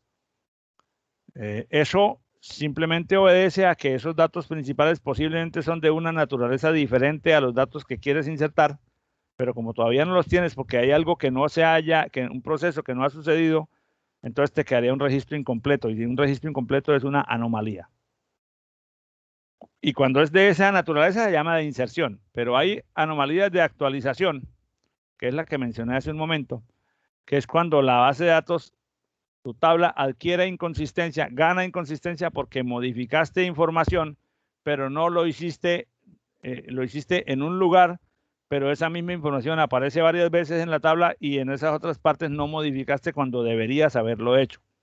Caso en el cual, por ejemplo, cuando yo tengo muchas veces los datos de contacto de la persona en la misma tabla, porque lo que he hecho es copiar y pegar el registro para agregarle las otras columnas, entonces cambio la dirección en el primero, pero no cambio en las demás. Ahí hay inconsistencia porque a esa persona le van a aparecer, cuando yo filtre, dos valores de dirección que no debería ser. El error es tener la información repetida muchas veces, pero a veces el diseño de la tabla, como no está normalizado, nos obliga a eso. Entonces, la anomalía de actualización es aquella que se produce cuando se hacen actualizaciones parciales de datos que son redundantes y que deberían haberse actualizado en su totalidad. Y la anomalía de borrado es cuando se producen pérdidas de datos que yo no quería perder, pero que se perdieron porque yo borré un registro completo. Ya no quiero, o por alguna razón quiero eliminar el registro 40, borro toda la fila. Después de que la borré me di cuenta que en las columnas JKLM había datos que yo no quería borrar, pero que como hacían parte de la misma fila, se fueron como parte del borrado. Si en una base de datos se presentan esas situaciones, la base de datos tiene un diseño que puede mejorarse mucho. La solución para eso es la normalización. El proceso de normalización implica transformar una gran base de datos que contiene cosas revueltas de muchas naturalezas en tablas separadas, cada una solo con los datos de la misma naturaleza. Eso en Excel no es tan fácil porque en Excel tendría que manejar todas esas múltiples tablas a mano, pero en bases de datos relacionales es una exigencia. Los motores de bases de datos, los sistemas de gestión de bases de datos no se mueven bien, no se desempeñan bien si el diseño de las tablas que conforman la base de datos no está debidamente normalizado. Supongamos este ejemplo. Este ejemplo es mucho más simple que el ejemplo que tú me mostraste, pero refleja una situación parecida.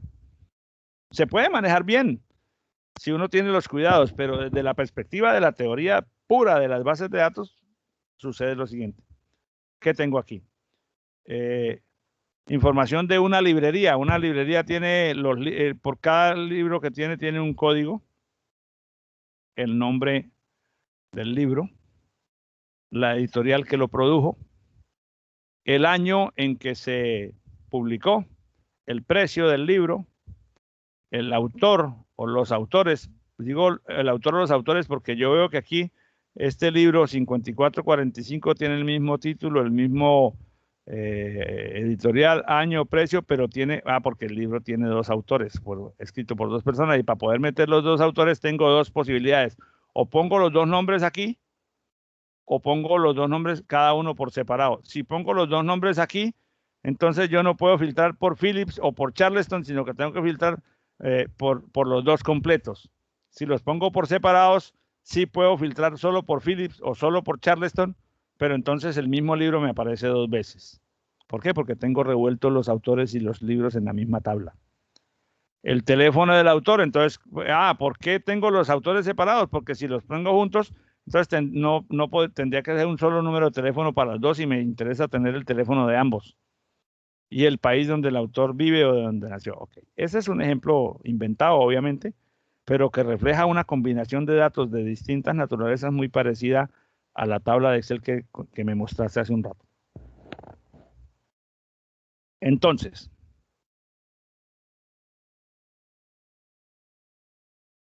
¿hay redundancia en la tabla? O sea, ¿hay datos que se repiten que podrían no repetirse? Pues yo creo que sí.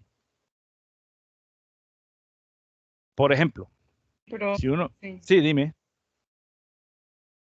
Sí, exacto. Yo lo que quería de pronto en este espacio donde dice nombre de autor, cuando salen dos nombres, ¿cómo sería, o sea, cómo se manejaría aquí la relación en estos espacios, en este caso, cuando hay dos respuestas?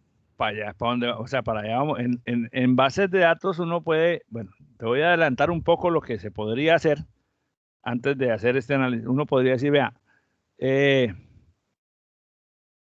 el código 4175 tiene un autor. El código 5445 tiene, ya vemos que tiene dos autores, puede tener 3, 4, 5. Entonces, uno podría decir, bueno, vamos a hacer una cosa, vamos a sacar esta información de aquí. No la vamos a tener junto con los libros, vamos a tener aparte los autores.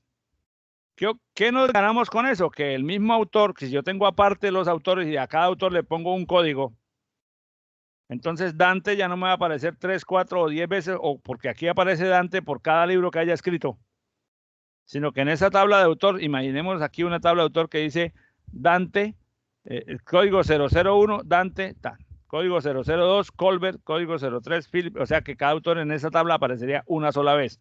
Ya no tendríamos esta repetición innecesaria.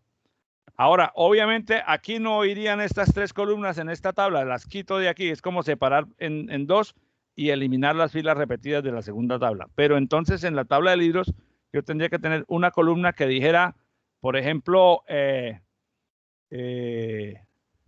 código del autor o número de autores. O sea, habría que crear más tablas para relacionar cada libro con la cantidad de autores que tenga y esa cantidad de autores con los nombres correctos de los autores. Uno dice, uy, pero esa separación así cada vez en más y más y más tablas se me puede hacer inmanejable. Y de hecho sí es inmanejable si yo manejo los datos a mano. O sea, si yo tengo que manipular manualmente cada una de las tablas. Pero esa separación es la que nos permite que el motor de bases de datos, el sistema de gestión de bases de datos, yo le digo, mire, aquí están la información de los libros, aquí está la información de cuántos autores tiene cada libro y aquí está la información de los autores. Y esto está relacionado así, este campo con este y este con este. Entonces, después de que yo creo eso allá adentro, entonces el sistema dice, bueno, meta los datos y a medida que yo los voy metiendo, él los va organizando y me va diciendo si se puede o no se puede, si hay consistencia o no. Entonces ya el manejo de la revisión de qué libro, con qué código de autor y eso, ya no es un proceso manual porque ya lo manejan las reglas de integridad. Cuando hagamos un ejercicio sobre la herramienta, creo que podemos tener eso un poquito más claro. En el caso de la tabla tuya, habría que manejar eso con muchísimo cuidado porque hay mucha información. Y yo vi, indudablemente esa tabla es funcional, pero tiene información de muchas naturalezas y dependiendo de cómo crezca en el tiempo, pues manejarla es un reto. O sea, exige un trabajo muy cuidadoso de mucha disciplina para no cometer errores, ¿verdad? Sí, profe, y esa base de datos está estandarizada porque en el momento en que uno hace el cargue a la plataforma de la cuenta de alto costo, hay un programa que nos las muestra en gráficos, nos las muestra ya Claro. de acuerdo a los indicadores que solicitan. Ya no Sí, las vamos. claro. O sea que esa base de datos es un insumo para un sistema de información. Sí, sí. Entonces, ahí hay dos problemas. Tú no le puedes cambiar la estructura de esa tabla porque si la cambias, entonces el sistema de información no la puede leer como está previsto que él la lea. Así es, sí. Pero para ti puede haber algunos problemas de manejo, ¿cierto? O puede haber algunos retos de mucho cuidado con la información. Entonces, en esos casos puede haber soluciones intermedias. ¿Por qué? ¿Por qué? Porque esa tabla que tú tienes allí, si yo la pongo en un sistema de bases de datos como MySQL o yo la separo en Excel con las reglas de bases de datos que estamos o que vamos a ver aquí, yo tengo que asegurar que al final de todo lo que yo haga, la tabla que yo entrego allá sea la que tiene esa forma. Entonces yo esa no la toco. Pero lo que sucede con mucha frecuencia cuando esa situación se presenta es que yo creo mi base de datos relacional en mi herramienta o en mi Excel, creo mi base de datos relacional con todas las reglas estas que estamos viendo aquí. La tabla oficial la dejo quieta, pero esa tabla lo que hace es al final, después de que yo he trabajado con mis tablas particulares, esa tabla principal o esa tabla oficial lo que hace es leer datos de mis otras tablas y siempre está al día, siempre refleja la misma información, pero mi manejo normal, especialmente cuando es muy voluminoso en transacciones, no lo hago sobre esa tabla, sino sobre tablas normalizadas que sean más fáciles de manejar. Ahí hay unas cosas que uno no se puede volar, o sea, si esa tabla original que me mostraste tiene que ser así, no hay de otra, hay que mantenerla así. Otra cosa es que tú tengas tablas para facilitarte tu trabajo de tal manera que cuando construyes esa o cuando envías la tabla de resultados oficiales a la plataforma, estés segura de que no tiene impurezas. Lo que yo te estoy mostrando aquí, pues es la teoría formal del diseño de bases de datos y a veces las tablas que manejan los sistemas de información, como ese ejemplo en particular, no respetan muy bien la teoría formal de las bases de datos, pero el dueño del sistema de información se ríe, es problema tuyo, a mí me la tienes que entregar así y punto. Pero mira que eso tiene redundancia, ese no es problema tuyo, tú me la entregas así, yo así la necesito yo para alimentar el sistema de información, para sacar los indicadores, etcétera. Muy posiblemente quien recibe esa tabla en el otro extremo de la comunicación, es decir, en la plataforma que tú me mencionas, allá corre un proceso que separa esos datos en conjuntos distintos para generar distintos indicadores. Pero eso tampoco lo puede controlar uno desde acá porque uno lo único que tiene que es entregar el insumo como se lo pidieron, ¿verdad? Entre la teoría pura de las bases de datos y la realidad cómo se manejan, pues suele haber distancias, suele haber espacios de variación. Entonces, terminemos el tiempo que nos queda analizando las anomalías.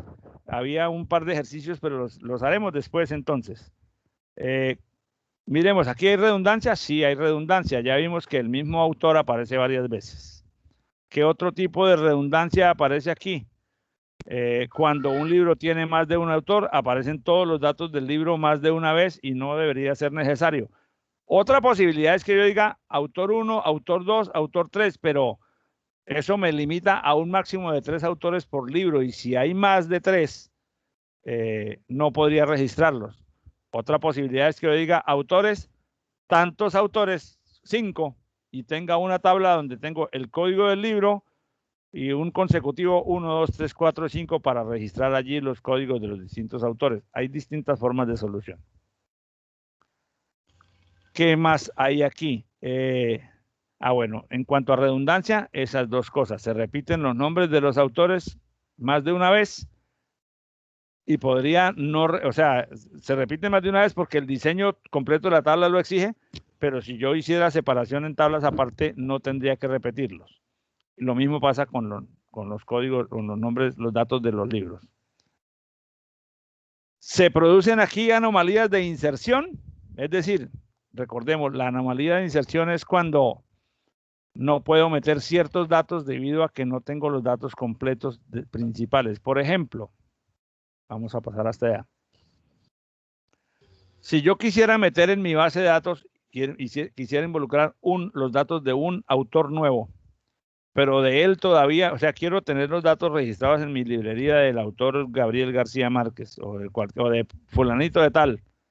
Yo estoy escribiendo un libro, por favor, involúcrame en tu base de datos. Cuando el libro salga, entonces lo comercializamos.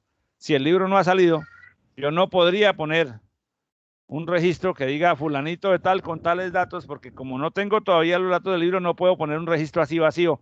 ¿Por qué? Porque en esta tabla, mi campo clave es el código del libro. O sea, cuando yo voy a ordenar la tabla, o cuando yo voy a hacer algunos procesos, es como la cédula del individuo cuando se trata de personas, y yo no podría, en la teoría, en el manejo de bases de datos relacionales, yo no puedo dejar un registro en una tabla con el campo clave vacío. Entonces, no podría yo insertar aquí datos de una nueva persona si no tengo un libro escrito por esa persona. En cambio, en un diseño donde tenga los libros por una parte y las personas por otra, yo puedo meter personas y puedo cambiar los datos de las personas sin que la información de los libros se afecte. Entonces, cuando el diseño me impide hacer ese tipo de cosas, de agregar ciertos datos porque no tengo los datos completos del registro, se llama una anomalía de inserción. O sea, se dice que esa tabla, que ese diseño, tiene el riesgo de anomalías de inserción, porque no puedo insertar cierta clase de datos por no tener otros. El otro tipo de anomalía, el campo clave se le suele llamar clave primaria. Después, cuando estemos en MySQL Workbench la próxima semana, veremos que clave primaria sale por todos lados cuando voy a crear una tabla. Otro tipo de anomalía es la anomalía de actualización, que es aquella que se produce cuando tú actualizas unos datos que están redundantes, pero no los actualizas en todas las partes donde están. Entonces, por ejemplo, si se requiriera modificar el dato como el nombre de la editorial, porque Western U fue comprada por otra empresa y ahora se llama West Global. Entonces, ya me enteré de eso porque el proveedor me dijo, mira, ahora Western U ya dejó de ser Western U y ahora se llama West Global. Ok, perfecto. Entonces yo vengo y cambio aquí. Listo. Pero si no me doy cuenta que aquí también estaba Western U y que puede haber muchos otros libros con el nombre que acabo de cambiar aquí, si no lo cambio en todas partes, entonces la tabla adquiere inconsistencia, porque aparece West Global y West U y Western U, y de pronto, pues, cuando yo haga un filtrado o una estadística por editoriales, me empiezan a aparecer resultados o subtotales que corresponden a una cosa que ya no existe. A eso se le llama anomalía de actualización. O si yo, por ejemplo, le quiero cambiar el celular, el teléfono a Dante, y se lo cambio aquí, pero no lo cambio en los demás, después cuando alguien consulte la base de datos puede encontrarse con un teléfono puede creer que el teléfono es un número que ya no le corresponde a esa persona. Esa es la anomalía de actualización. Okay. Y finalmente, la anomalía de borrado. Es aquella en la cual yo pierdo datos por borrar un registro, pero pierdo datos que no quisiera borrar. Por ejemplo, si yo quisiera borrar el libro 2477, que ya no lo voy a vender más, yo no puedo borrar de una tabla de base de datos un pedacito. En Excel puedo dejar los campos vacíos, pero en una base de datos relacional yo no puedo borrar pedacitos, y mucho menos si el pedacito incluye el campo de clave primaria. Entonces, la base de datos me dice, bueno, borre el registro completo. Pero si yo borro el registro completo, no solamente estoy borrando los datos del libro, sino que además estoy borrando la editorial y estoy borrando los datos del autor. Y posiblemente yo no quisiera borrar los datos del autor. Ahora, ¿de qué depende ese posiblemente? Pues depende de la naturaleza de la información que se pierde. Entonces, si se decide eliminar un registro y el diseño de la tabla está hecho de tal manera que al eliminar un registro pierdo datos que no quisiera perder, a ese riesgo se le llama anomalía de borrado. Las anomalías se resuelven rediseñando la tabla para evitar esos riesgos. Ya hoy, ya hoy se nos acabó, digamos, el tiempo de la sesión, pero el análisis de un diseño de un conjunto de datos nos debe permitir detectar si hay redundancia y si hay riesgos de este tipo de anomalías. Normalmente en tablas como la que tú me mencionaste, las dos cosas existen y no quiere decir que la tabla sea mala o que sea, simplemente quiere decir que en ese soporte y en ese estilo de trabajo en hoja electrónica no hay inconveniente, pero en tablas de una base de datos dentro de un motor de base de datos, de un sistema de gestión de base de datos, si tú intentas meter en una misma tabla dos registros que tienen el mismo campo clave, el sistema no te lo va a permitir. Entonces, las bases de datos relacionales administradas desde una herramienta de base de datos relacional exigen guardar o tener en cuenta ciertos requisitos básicos.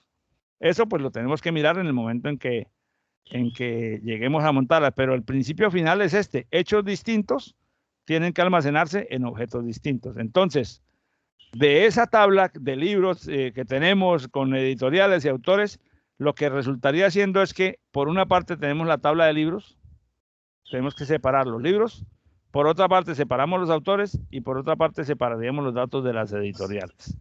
El libro, bajo un diseño muy elemental, porque después lo vamos a cambiar, tendría estos campos: código, título, año, precio, código editorial, autor 1 y autor 2, y entonces bajo este diseño un libro solamente puede tener hasta 2 autores.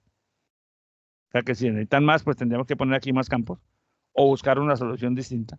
Los autores tendrán el código del autor para que estos dos campos tengan datos que correspondan a cualquiera de estos códigos. Y las editoriales, un código editorial y un nombre. Entonces, nuestra tabla ya deja de ser una sola tabla y se convierte en 3. Pero están relacionadas, es decir, los valores que se almacenen en estas dos columnas solamente se acepta que sean valores de los que aparecen en este campo, en esta tabla.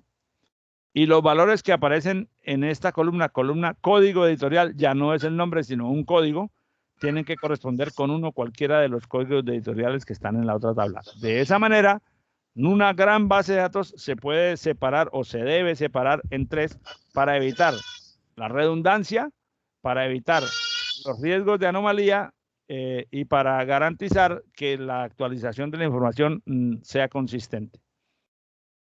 Entonces, esto sería algo así. Esa tabla original se nos convierte en una cosa como esta, donde cada libro está relacionado con un código editorial que tiene que ser, estos valores tienen que ser cualquiera de estos y nada más sino estos. Y los códigos de los autores que aparecen aquí, si es 1 o si son 2, tienen que ser obligatoriamente cualquiera de estos y ninguna otra cosa, pero con el riesgo de que, o pues con la situación de que cuando hay libros que no tienen sino un autor, el otro campo queda vacío. Pero ¿qué ventajas tiene? Que si yo quiero agregar un autor, lo agrego aquí y eso no afecta para nada a la tabla de libros. Cuando agregue un libro con un nuevo autor, agrego los datos, el código del nuevo autor, que lo tengo que meter aquí. Que si yo quiero modificar el nombre o los datos de una editorial o agregar editoriales, las puedo agregar aquí sin afectar aquí. Ahora bien, si quiero eliminar una editorial, el sistema de base de datos no me va a dejar si ese código que estoy eliminando está usado aquí en cualquier libro, porque dice, no, estás eliminando una editorial que se está usando en la otra tabla, entonces no te lo permito. Porque yo obviamente el sistema de bases de datos hace eso si yo le he dado esa regla en el momento en que construí la relación entre las dos tablas. Entonces esta tabla está relacionada con esta mediante este campo y esta tabla está relacionada con esta mediante estos dos campos. Y este diseño de 3 tablas en lugar de una sola puede parecer un poco más complejo, pero desde el punto de vista de la administración de la base de datos relacional es mucho más eficiente. Bueno, yo creo que vamos a dejar hasta ahí por el día de hoy. Ahí hay, como tú verás en la presentación, hay algunos ejercicios allí Bueno, estos ejercicios los haremos después. Si quieres, si los quieres revisar, si tienes el espacio, los revisas y si te surgen preguntas, entonces me las haces llegar y conversamos.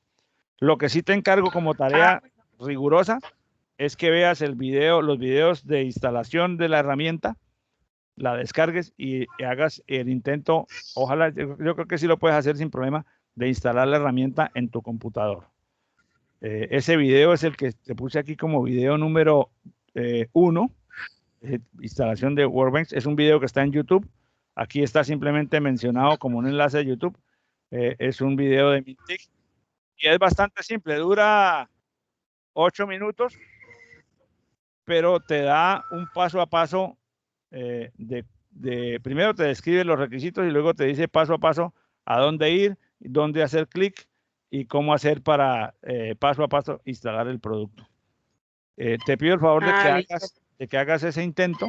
Si tienes algún inconveniente, me escribes por WhatsApp. Yo te escribí hace un rato por WhatsApp. Bueno, ahí está en la presentación inicial mi número. Sí, ya lo guardé, profe. Ya guardé el teléfono. Y entonces, cualquier cosa que suceda durante la semana me la comunicas y nos vemos entonces el próximo sábado a las 8 de la mañana. Ok, profe, está bien, le agradezco mucho. No, te agradezco mucho a ti por la paciencia, por la energía. Que tengas un feliz fin de semana y nos vemos en la próxima clase. Bueno, profe, hasta luego, que esté bien. Gracias. Cuídate mucho.